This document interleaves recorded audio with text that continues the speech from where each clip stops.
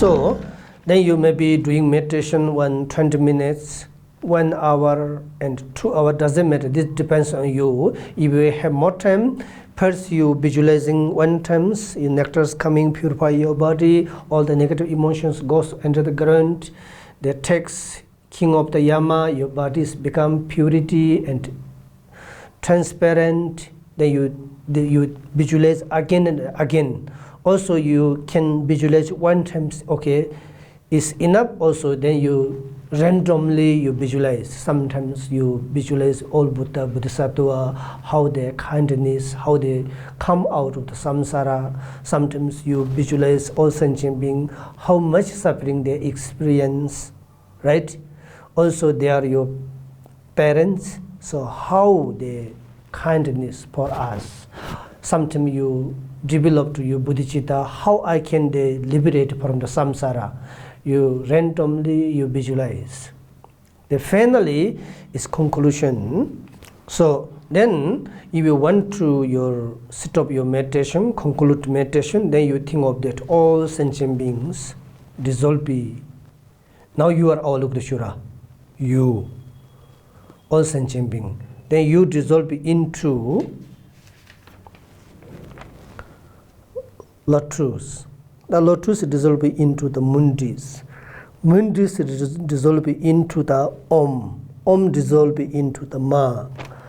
The ma dissolve into ni. Ni dissolve into pe. Pe dissolve, then finally dissolve into the hung. Hung dissolve into shi.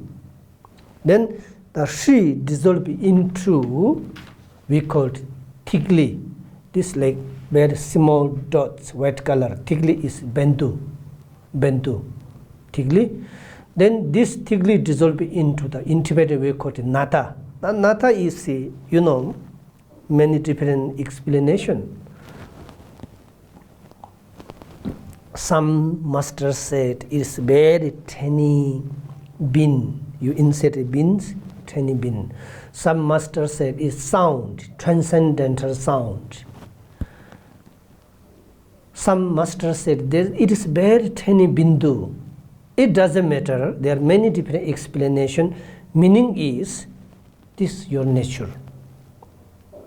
This like this the question mark opposite like this. Bindu is like this, white color. Then this bindu is with the sound, disappear into the nature. Disappear into the nature. This bindu is. Then that time, this last meditation is very important. All sentient beings dissolve you dissolve into lotus. Lotus flower dissolve into mundis. Mundis dissolve into the 1 by 1 6-syllable mantra. Then the 6-syllable mantra dissolve into the shi dissolve into the tigli, bindu dissolve into the nata dissolve into the nature, means emptiness. That time you don't close your eye, you open your eye, then you just stop your thoughts, look at the space, then your mind with the enjoyment and wisdom, emptiness,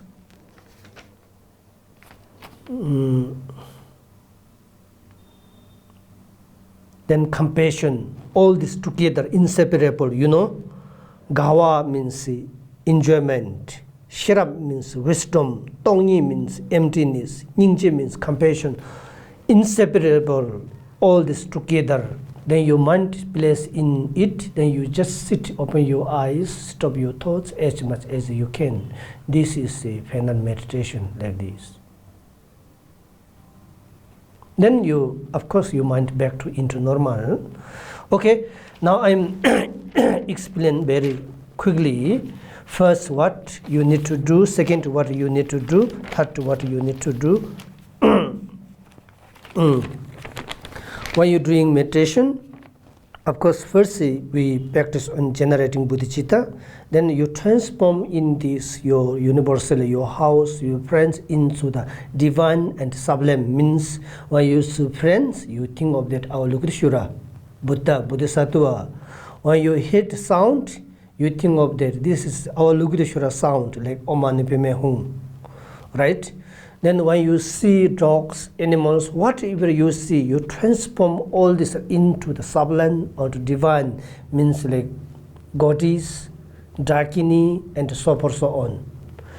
Usually in your daily life, you can imagine, you can use this technique, is very good. Then, then this is the emptiness.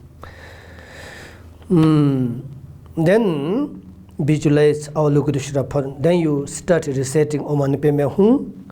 Hold your mala slowly. Om Mani Padme Hum, Om Mani Padme Hum, Om Mani Padme Hum. Then you embed Avalokiteshvara front of you. Then you imagine all sentient beings front of you. They are your present father and mother, your enemies. Then they are in the samsara due to ignorance, you know. Okay, I'm not explain. All sentient beings. Then from the Avalokiteshvara, the central letters, the lotus, mundis, six syllable mantra, central one, the tree. From here, nectar is coming. Then purify your bodies, purify your negative emotions, karmic deaths, resentment, all this negativity, karmic deaths, resentment, go come expel you from body, go under the ground.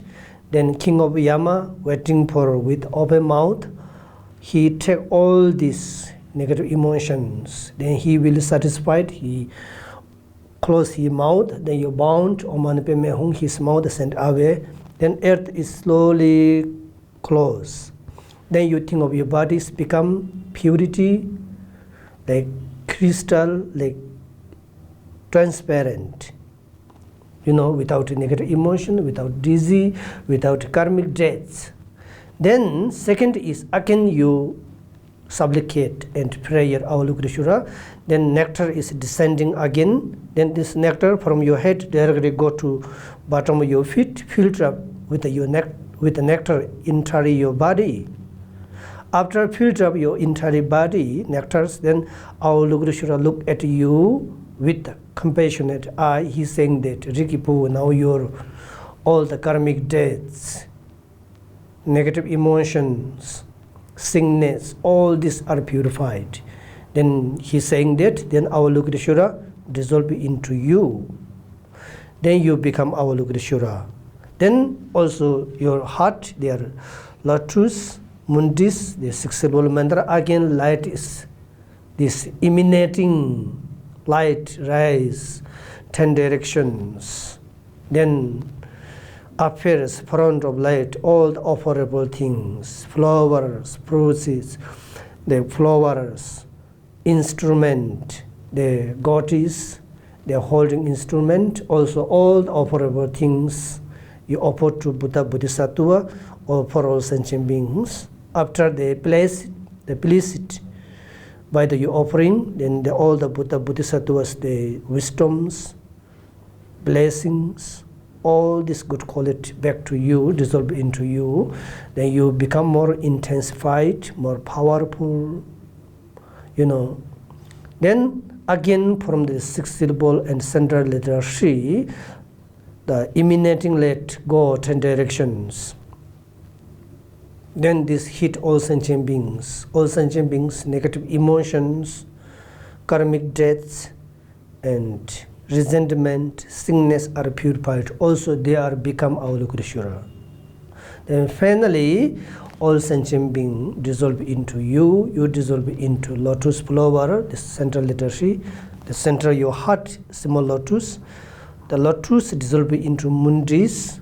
Mundis dissolve into the six syllable mantra, the one by one, like this. Here, this Avalokiteshvara. Then Om dissolve into Om Ma. Yes, sorry. Om dissolve into Ma. Ma dissolve into Ni. Ni dissolve into Pe. Pe dissolve into Me. Me dissolve into Hum. Hum dissolve into Shi. Then Shi dissolve into Bendu. Bendu dissolve into Nata, the transcendental sound. The transcendental sound dissolve into the natural. Then you stop your thoughts, then you sit. today's meditation not so much elaborate, little bit elaborate. Then if you are interested, then maybe next time you can ask me. Then, okay, usually when you go to outside, maybe you have free time, you are relaxing in the gardens, maybe you go to the bus, you go to the Bauda Situpa for the circumambulation. That time, many people they reciting mantra, Om Mani Padme Hum. That time, they actually same, but the explanation little bit slightly different. Om Mani Padme Hum. So then what you need to do, what you need to, how to say, meditate on Om Mani Padme Hum. So that is very short explanation. So that time you recite Om Mani Padme Hum on the bus, when you doing circumambulation, when you doing prostration, whatever, wherever you doing Om Mani Padme Hum, this little bit different explanation. That time the Om meanings, or this Om letter, 3 letter, A, O, Ma, actually is not O, this Shapkyu This 3 letter represent all the Buddha's body, speech, mind. Also, this is also leader of the, mantra. So, Om means all the Buddha's body and speech and mind. Mani means Avalokiteshvara holding the crystal jewel, his jewel. This means jewel. Padme means he holding lotus, right? Hum means pe, yeah. Me means induce, change, transform. Hum means there are select different explanation in the text. I like this explanation. Hum means like pay, how to say, you trying to someone pay you attention. Who means, for example, you friend to go far from I, you said hi, then he pay attention to you, right? Who means like this. This very easy, very easy. When you recite Om Mani Padme Hum, usually on the way, together, Ma Ne Pe means Avalokiteshvara name. In Tibetan, Nurpu Pema Chen. Nurpu means jewel. Pema means lotus. Chen means he possesses, he holding. His name is the Bodhisattva, a Buddha who possesses lotus and jewel. This is his name. His name. Then together, how to say? First, you, for example, I'm very, how to say, working so hard. Maybe I'm not going to finish today. Then I said, please, can you help me, right? Please, can you help me? First, I said hi. First, you said, whom means hi, Avalokiteshvara, calling his name. I'm calling your name. Please, can you help me? Means here, hi, Avalokiteshvara, induce my mind into practice. Also, hi, Avalokiteshvara, please change or transform my mind into the practice. Practice means wholesome deeds. Wholesome deeds means always your mind is, how to say, pure, keeping positive, like compassion, loving kindness, like, how to say, for immeasurable aspiration, for immeasurable aspirations, loving kindness, and compassion, and empathic joy, and equanimity.